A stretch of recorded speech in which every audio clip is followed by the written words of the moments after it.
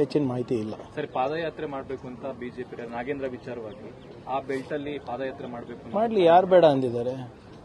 ಹಿಂದೇನು ಬಿಡದಿ ಪಾದಯಾತ್ರೆ ಅಂದ್ರು, ಮೂಡ ಪಾದಯಾತ್ರೆ ಅಂದ್ರು, ಈಗ ರಾಯಚೂರು ಪಾದಯಾತ್ರೆ ಅಂತ, ರಾಯಚೂರು ಟು ಬಳ್ಳಾರಿ ಪಾದಯಾತ್ರೆ ಅಂತ ಇದ್ದಾರೆ. ಮಾಡ್ಲಿ, ಯಾರು ಬೇಡ ಅಂದಿದ್ದಾರೆ? ಆದ್ರೆ ಏನಂತ ಪಾದಯಾತ್ರೆ ಮಾಡ್ತಾ ಇದ್ದಾರೆ? ಭ್ರಷ್ಟರನ್ನ ಸಂಪುಟಕ್ಕೆ ತಗೊಂಡಿದ್ದೀರಾ ನೀವು, ಅವ್ರನ್ನ ಕೈ ಬಿಡಬೇಕು ಅಂತ. ಚಂದ್ರು ಲಮಾಣಿ ಅವರಿಗೆ ಕೈ ಬಿಟ್ಟಿದ್ದಾರೆ ಇವರು? ಲೋಕಾಯುಕ್ತ ಟ್ರ್ಯಾಪ್ ಸ್ವಾಮಿ ಅವರು ಮೊನ್ನೆ ಕೂಗ್ತಾ ಇದ್ರು ಇದರಲ್ಲಿ. ನಾನು ನೋಡ್ಬಿಟ್ಟು ಅಳಬೇಕಾ ನಗ್ಬೇಕಾ ಗೊತ್ತಾಗಿಲ್ಲ ನನಗೆ. ಯಾರು ಲೋಕಾಯುಕ್ತ ಟ್ರ್ಯಾಪ್ ಆಗಿದ್ದಾರೆ ಅವರು ಕೂಡ ಭ್ರಷ್ಟಾಚಾರದ ವಿರುದ್ಧ ಹೋರಾಟ ಮಾಡ್ತಾರೆ. ಇಲ್ಲಿ ಎಲ್ಲಿದೆ ಸರ್?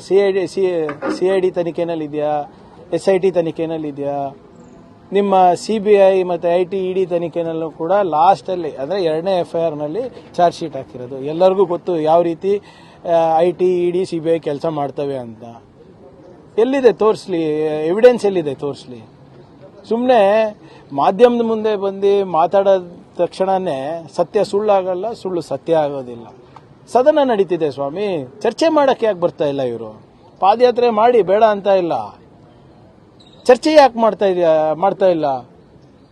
ಎಷ್ಟು ದೊಡ್ಡ ಅವಕಾಶ ಕಳ್ಕೊತಾ ಇದ್ದಾರೆ ಬಿಜೆಪಿಯವರು ನೋಡಿ ನಮ್ಗೆ ಎಕ್ಸ್ಪೋಸ್ ಮಾಡಕ್ಕೆ. ಸದನ ನಡೀತಾ ಇದೆ, ದಾಖಲೆಗಳು ತರಬಹುದು, ಇಡಬಹುದು, ಸ್ಪೀಕರ್ ಮುಂದೆ ಸ್ಪೀಕರಿಗೆ ಕೊಡಬಹುದು, ಜನರಿಗೆ ತಿಳಿಸಬಹುದು, ತನಿಖಾ ಮಾಡ್ತಾ ಇರುವಂತ ಅಧಿಕಾರಿಗಳಿಗೆ ತಿಳಿಸಬಹುದು, ನಮ್ಗೆ ಬುದ್ಧಿವಾದ ಹೇಳ್ಬಹುದು. ಯಾಕೆ ಮಾಡ್ತಾ ಇಲ್ಲ ಅವರು? ಇಂಥ ಸುವರ್ಣ ಅವಕಾಶ ನಾಗೇಂದ್ರ ಅವರಿಗೆ ಎಕ್ಸ್ಪೋಸ್ ಮಾಡಕ್ಕೆ, ಕಾಂಗ್ರೆಸ್ ಪಾರ್ಟಿಗೆ ಎಕ್ಸ್ಪೋಸ್ ಮಾಡಕ್ಕೆ ಯಾಕೆ ಮಾಡ್ತಾ ಇಲ್ಲ ಅವರು? ಯಾಕಂದ್ರೆ ಅವ್ರ ಹತ್ರ ಏನೂ ಇಲ್ಲ.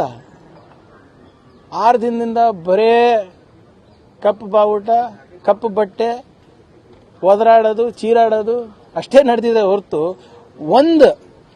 ಒಂದು ಪೇಪರ್ ಸದನಕ್ಕೆ ಕೊಟ್ಟಿದ್ದಾರಾ? ನಿಮಗೆ ಕೊಟ್ಟಿದ್ದಾರಾ? ಅಥವಾ ಯಾವುದಾದ್ರೂ ತನಿಖಾ ಸಂಸ್ಥೆ ಕೊಟ್ಟಿದ್ದಾರಾ? ನಥಿಂಗ್. ಅವರವರ ನಾಯಕತ್ವವನ್ನು ಉಳಿಸ್ಕೊಳ್ಳಿಕ್ಕೆ ಹೋರಾಟ ಇರೋದು ಹೊರತು ಇದರಲ್ಲಿ ಯಾವುದೇ ಸತ್ಯಾಂಶ ಕಾಣಿಸ್ತಾ ಇಲ್ಲ ನಮಗೆ. ವಿಜೇಂದ್ರ ಅವರು ಬಿಜೆಪಿ ರಾಜ್ಯಾಧ್ಯಕ್ಷರಾಗಿ ಉಳಿಯೋ ಹೋರಾಟ ಇದು. ಅಶೋಕ್ ಅಣ್ಣ ಅವರು ವಿರೋಧ ಪಕ್ಷದ ಹೋರಾಟ ಅವ್ರದ್ದು.